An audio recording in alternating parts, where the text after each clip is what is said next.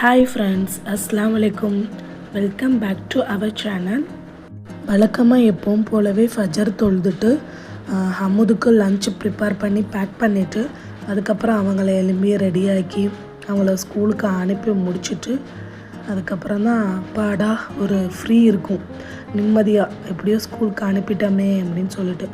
ஏன்னா 7 o'clock தான் அவங்களுக்கு வண்டி வரும். ஸோ அதுக்குள்ளே நம்ம எல்லாமே அவங்கள ரெடி பண்ணி அனுப்புறது ரொம்ப ஒரு டாஸ்க்காக தான் இருக்கும். அந்த சமயத்தெல்லாம் ரெஸ்ட் எடுப்போமேன்னு சொல்லிட்டு பார்த்தா திடீர்னு ஒரு ஃபோன் கால். பார்த்தா பக்கத்து வீட்டு சேச்சி தான். இதுதான் நம்ம சேச்சி, ஃபோட்டோ இருக்குது பார்த்தீங்களா. அவங்க வீட்டில் வேலை பார்க்குற பனிப்பெண்கிட்ட கொடுத்து விட்டாங்க. என்னன்னு பார்த்தா முருங்கைக்கீரை. நான் அதோட ஃபோன் சும்மா தான் எடுத்துகிட்டு போனேன். அங்கேருந்து அவங்க கொண்டு வரதை பார்த்து சரி ஒரு வீடியோ எடுக்கலாமே அப்படின்னு சொல்லிட்டு எடுத்தேன்.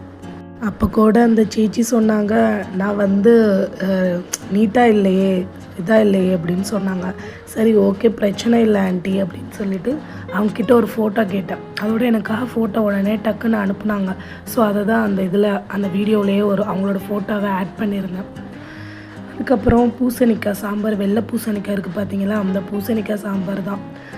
சாம்பார் போடும்போது தனியாக பூசணிக்காவை அந்த மாதிரி சட்டியில் லைட்டாக ரோஸ்ட் பண்ணிவிட்டு நம்ம போட்டோம்னா அந்த விழுவிழுப்பு தன்மை இல்லாமல் நல்லாயிருக்கும். ஸோ தேங்காய் அரைச்சி ஊற்றி தான் நான் ஆக்கினேன்.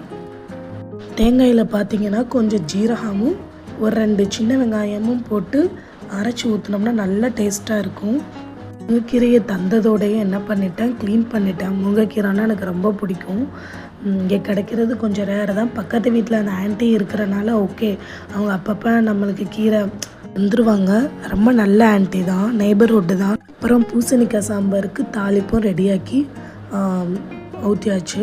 அதோட இன்றைக்கி இப்படி தாங்க நம்மளுக்கு டே போச்சு.